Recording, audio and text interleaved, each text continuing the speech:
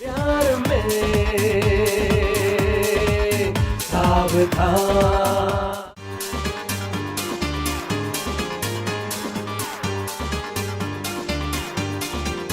उम्र देखे नहीं, जात पूछे नहीं, प्यार में फिर भी है मुश्किलें नित नहीं। हो गए कुछ बार, कुछ हुए कत्लेआम, प्यार में सावधान, प्यार में सावधान।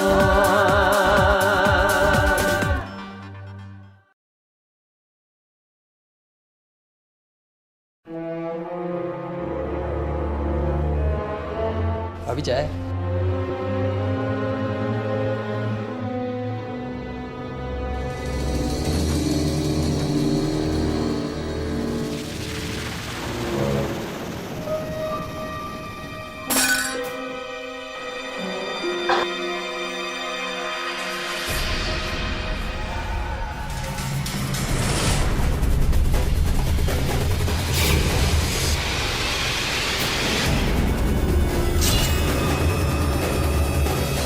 जुर्म की न कोई शक्ल होती है न कोई सूरत। जुर्म कितना भयानक हो सकता है इसकी हम और आप कल्पना तक नहीं कर सकते। अभी अभी आपने जुर्म का एक नया रूप देखा। क्या एक इंसान किसी दूसरे इंसान के साथ ऐसा कर सकता है? अगर नहीं तो कौन कर सकता है जिसने उस मासूम महिला के शरीर से उसकी गर्दन को काटकर अलग कर दिया और उफ तक नहीं किया? नमस्कार दोस्तों, मैं कुणाल सिंह राजपूत आप सभी का स्वागत करता हूं आपके इस पसंदीदा शो प्यार में सावधान के एक नई कहानी में। आइए देखते हैं।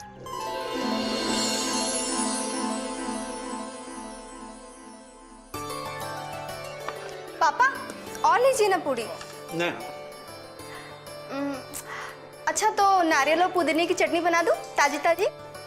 नहीं नहीं बेटा। नहीं बहू, कितना काम करती हो। माँ, अगर मैं आप लोगों की सेवा नहीं करूंगी तो कौन करेगा? अरे बहू, सारा काम करके थक जाओगे तो बाजार में शॉपिंग के लिए कब जाओगे? और शॉपिंग से पहले तुमको क्लिनिक में चेकअप के लिए जाना है, याद रखना। माँ, मैं उन्हें बुला के लेके आती, अभी तक आए ही नहीं है। हाँ।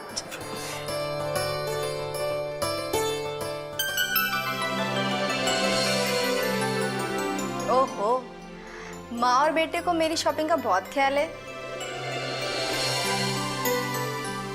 माँ बेटा मतलब? और नहीं तो क्या, वहाँ पे कब से सास माँ मुझे शॉपिंग और क्लिनिक जाने की बात याद दिला रही है, और यहाँ तो बेटे तैयार भी हो गए। वो तो है, पर अभी मुझे स्कूल मीटिंग के लिए जाना है। टीचर्स और पेरेंट्स की अर्जेंट मीटिंग है, शॉपिंग या क्लिनिक के लिए नहीं। अरे बाबा, तुम कहो तो छोड़ दूं मीटिंग? छोड़ दो, लेकिन मीटिंग नहीं, मुझे क्लिनिक।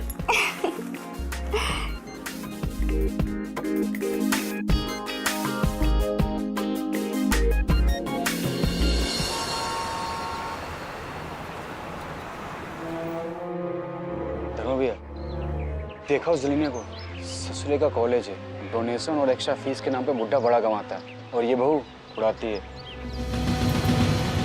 तो फिर क्यों ना हम इसका पर्स उड़ा दें? क्या बोलते हो? नेकी और पूछ-पूछ। चल, मौका लगा ना तो उड़ा डालेंगे।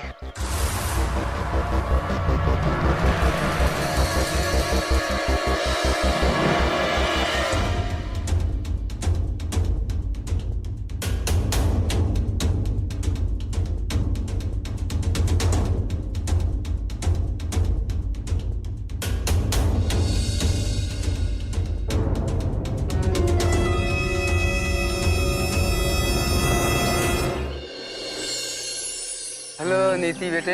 अरे चाचा जी, आप यहाँ? इधर आया था कुछ चीजें लेने के लिए।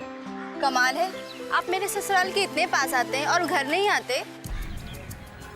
नहीं आ सकता बेटी, तुम तो जानती हो ना कि तुम्हारी शादी में दहेज को लेकर मेरा तुम्हारे पति, ससुर और बारातियों के साथ पंगा हो चुका है। मैं तुम्हारी ससुराल आने के लिए बहुत असमर्थ हूँ। बेटी मुझे माफ कर देना। क्या चाचा जी, आप अभी तक उन पुरानी बातों को दिल से लगा कर बैठे हैं? मेरे ससुराल वाले तो ये सब कब का भूल चुके हैं। देखिए, आप भी ये सब भूल जाइए और हाँ, एक बार मेरे ससुराल आ जाइए। अभी बहुत देर हो गई, अगली बार आऊँगा तो ज़रूर आऊँगा तुम्हारे घर।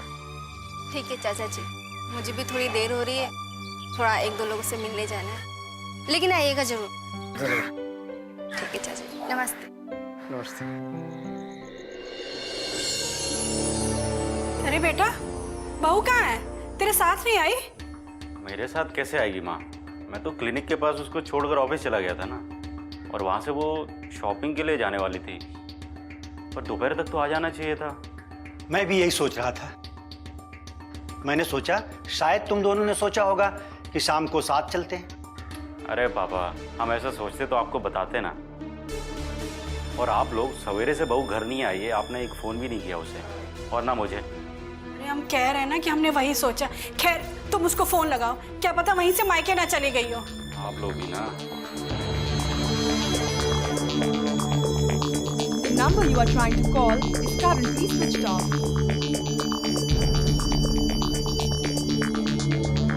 The number you are trying to call is currently switched off. उसका फ़ोन स्विच ऑफ आ रहा है। अरे बेटा, उसके मायके फोन लगा, क्या पता वो थक गई हो और उसने अपना फोन स्विच ऑफ कर दिया। लगा जरा फोन दोबारा से। अरे ऐसे कैसे फ़ोन स्विच ऑफ करके सो जाएगी मम्मी? जी दामाद जी। हेलो पापा, नमस्ते, मैं रमेश बोल रहा हूँ। नमस्ते बेटा, नमस्ते। नीति वहाँ आई है क्या? नहीं तो क्यों, क्या हुआ? मेरे ऑफिस के टाइम पे मैंने उसे क्लिनिक के पास छोड़ा था, वहाँ से वो मार्केट के लिए जाने वाली थी, पर अभी तक वापस नहीं आई है। आपको कोई कॉल किया उसने, मम्मी को या किसी को? नहीं तो, यहाँ तो फोन नहीं किया उसने। फिर कहाँ गई होगी? इतनी देर तक तो वो किसी सहेली के यहाँ भी नहीं रुक सकती। हाँ बेटा, ये तो उसके स्वभाव में ही नहीं है। फिर भी मैं उसकी एक दो सहेलियों के यहाँ फोन करके पता करता हूँ बेटा। जी, पता लगे तो मुझे फ़ोन कीजिएगा, मैं भी कोशिश करता हूँ पता करने की। जी बेटा, जी जी जी। मम्मी, पापा, वो ना तो मायके गई है, ना ही वहाँ पे उसने कोई फ़ोन किया। अरे बेटा, मैं तो जी घबरा रहा है, पता नहीं कहीं कुछ। अरे मम्मी, आपका तो ज़रा से मैं जी घबराने लगता है। अभी टाइम ही अभी क्या बेटा, सारा दिन गुजर गया, तुम्हारी माँ ठीक कह रही है। एक काम करते हैं, पुलिस स्टेशन चलते हैं, वहां पर उसके गुमशुदा होने की रिपोर्ट लिखवाते हैं। इससे पहले कि कुछ ऊंच नीच हो जाए, हमें पुलिस स्टेशन चलना चाहिए। आप ठीक कह रहे हैं पापा, चलिए। चलो।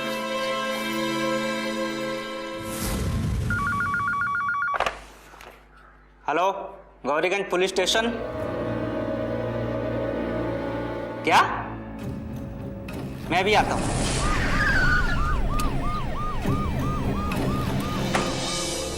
चलो चलो, हटो हटो, रास्ता दो। आइए मैम।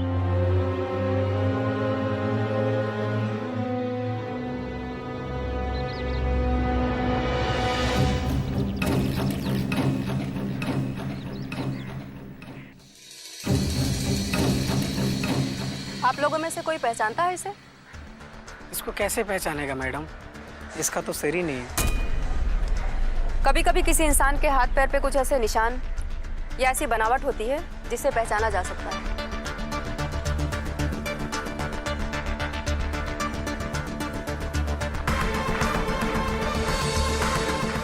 इसके हाथ पर नीति लिखा हुआ है। संगीता, मुझे ऐसा लगता है ये लेडी यहीं कहीं आसपास के गांव की होगी। तुम एक काम करो, यहाँ के और आसपास के सभी पुलिस स्टेशन में फोन करके पता करो, किसी लेडी के गुमशुदा होने की खबर तो नहीं, और अगर है तो उसके परिवार वालों को लाश की शनाख्त के लिए बुला लो। Okay madam. Rajesh. Yes ma'am.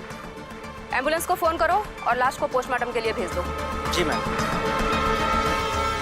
आइए आप लोग लाश की शनाख्त कर लीजिए।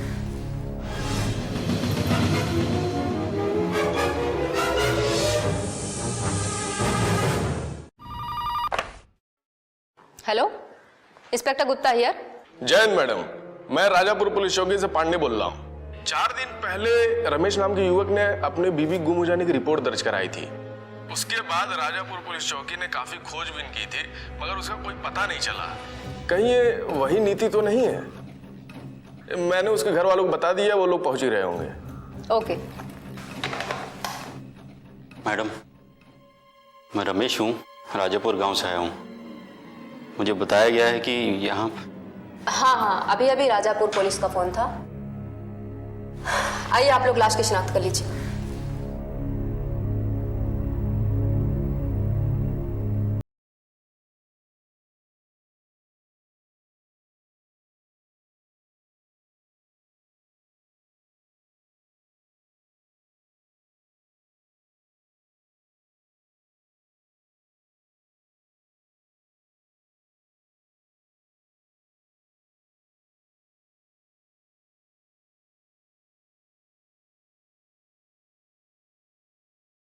निधि! निधि! तुझे क्या हो गया?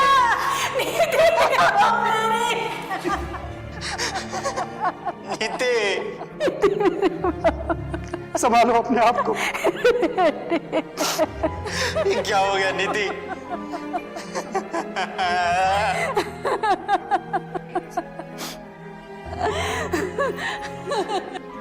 पापा, बेटा रमेश, अगर तुम ही ऐसा करोगे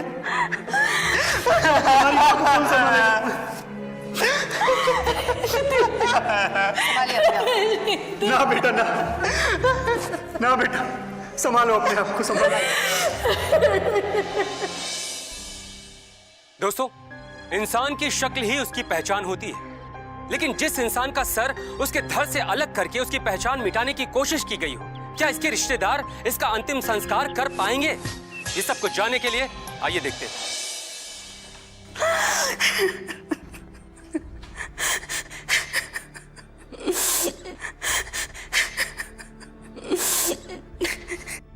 श्यामलाल जी,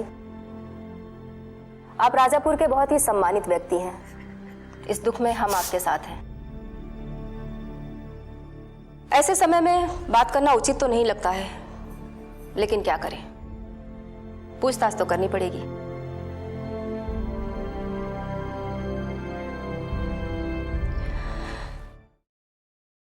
क्या आप बता सकते हैं कि आपकी बहू आखिरी बार कहां और किसके साथ गई? जिस दिन हमारी बहू गायब हुई, उसी दिन उसने हमें नाश्ता करवाया था और हमारे कहने पर ही शॉपिंग के लिए और हमारे बेटे के साथ क्लिनिक में चेकअप के लिए गई थी।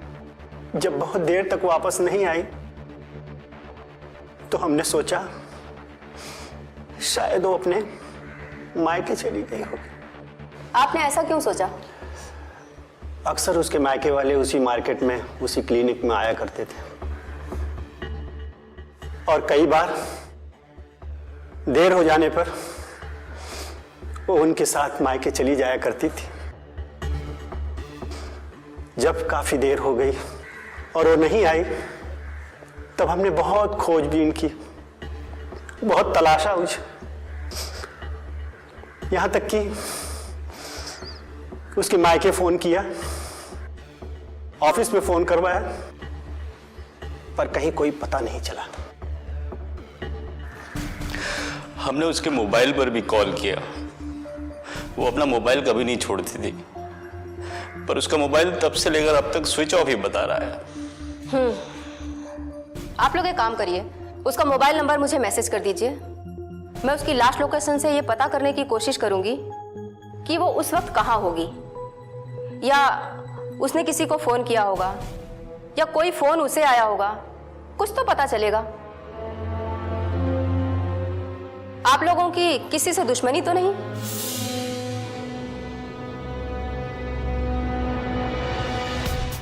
आप लोगों को किसी पर शक तो नहीं है? श्यामलाल जी, आप तो स्कूल कॉलेज चलाते हैं, अक्सर पास फेल होने वाले बच्चे आप लोगों के दुश्मन बन जाते हैं। किसी पर कोई शक? ऐसा हमें कुछ याद नहीं आ रहा।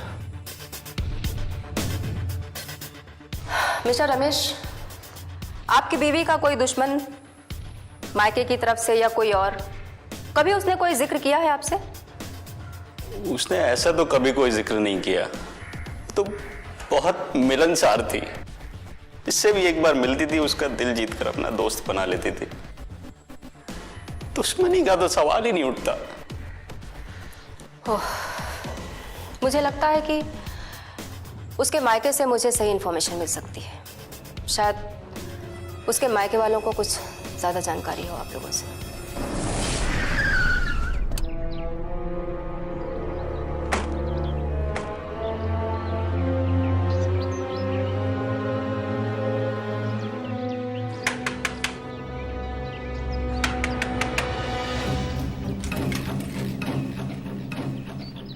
इंस्पेक्टर साहब, आप देखिए, बड़े दुख के साथ कहना पड़ रहा है कि आपकी बेटी नीति का मर्डर हो गया है। क्या? हमारी बेटी की हत्या हो गई? इन दहेज लोभियों ने हमारी बेटी को मार डाला। देखिए सर, हम यहाँ पर दहेज के मामले को लेकर नहीं, बल्कि नीति की हत्या के मामले को लेकर आए हैं। दहेज के कारण ही ये हत्या हुई है। देखिए, आप कुछ क्यों नहीं कहते? मैं कहता हूँ उसके सास ससुर उसके पति को अभी जेल के अंदर भेजो। उसको अंदर करो, अंदर। लेकिन बिना गवाह, बिना सबूत के ऐसे कैसे कर सकते हैं हम? गिरफ्तारी के लिए एफआईआर चाहिए ना, हम चल के एफआईआर करवाते हैं और उसके सास ससुर पति को अभी के अभी जेल के अंदर भेजो। ओके। क्या बात है इंस्पेक्टर, कातिल की गिरफ्तारी हुई? गिरफ्तार ही करने आए हैं। गिरफ्तार कर लो दोनों बाप बेटों को। अरे ये क्या बदतमीजी है? आप हमें क्यों गिरफ्तार कर रहे हैं? क्योंकि तुम्हारे ससुराल वालों को यह शक है कि तुम लोगों ने मिलकर नीति की हत्या दहेज के लिए की है। दहेज के लिए? क्या बकवास कर रही हैं? सबूत है आपके पास कोई? एफआईआर हुई है तो गिरफ्तारी तो होगी। ऐसे कैसे गिरफ्तारी होगी? हम कोई दहेज के लालची नहीं है। मीना देवी जी, आप बीच में मत बोलिए वरना आपको भी गिरफ्तार कर लेंगे। राजेश, गिरफ्तार कर लो इन दोनों को।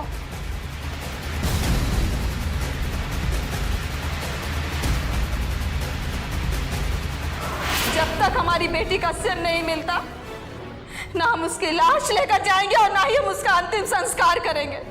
या तो हमारी बेटी का सिर लाइए या फिर उसके कातिल को।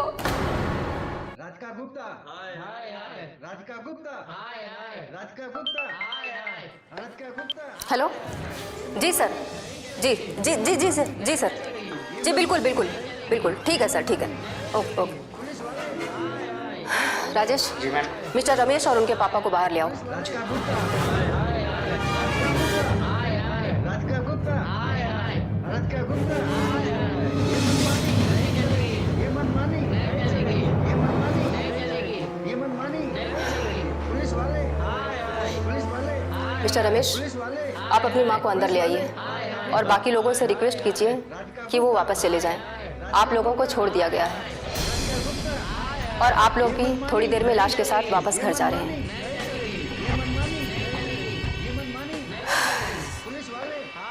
देखिए श्यामलाल जी, जैसे कि मैंने आपसे पहले ही कहा था, आप बहुत ही सम्मानित व्यक्ति हैं, लेकिन क्या करें, कभी कभी इस वर्दी की वजह से बहुत सम्मानीय व्यक्तियों के खिलाफ भी काम करना पड़ता है। वो हम समझ सकते हैं, ड्यूटी इज ड्यूटी। जैसा कि अब तो आप लोगों को पता चल ही गया है कि वो लाश आपकी बहू की है, तो मेरे ख्याल से आप लोग लाश को ले जा सकते हैं। उसका अंतिम संस्कार भी जरूरी है। नहीं, इन दहेज के लोभियों को हम अपनी बेटी की लाश नहीं सौंपेंगे। कैसी बातें कर रही सीमा बहन? शादी को इतने साल हो गए, क्या हमने कभी आपसे दहेज मांगा था? शादी के वक्त तो मांगा था। पूरे 4 गांव से लोग बारात में आए थे और सब लोगों के सामने आप लोगों ने शर्मिंदा किया था हमें। समधन जी, कब हमने आपकी बेइज्जती करवाई थी? वो तो आपके देवर जी हमारे बारातियों की बस लेकर चले गए और कहा कि दुल्हन जब तक विदा नहीं होगी बारात भी विदा नहीं होगी। नेता है हमारे देवर जी, इसलिए उन्होंने ऐसा किया था। वो बेवकूफ नहीं है, मेरा भाई है। तुम लोगों ने दहेज की मांग की थी, उसने इसलिए किया सब।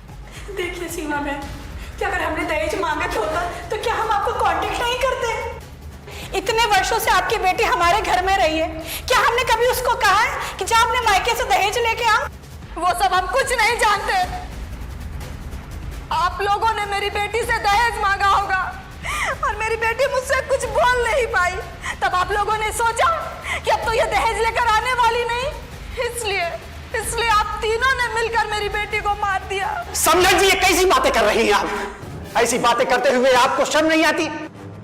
अरे आपकी बेटी हमारी बहू नहीं बेटी थी, बेटी। समझ गई आप? और आपको मेरी बेटी को मारते हुए शर्म नहीं आई? नहीं आई आपको शर्म? हम अपनी बेटी की लाश आपको नहीं ले जाने देंगे।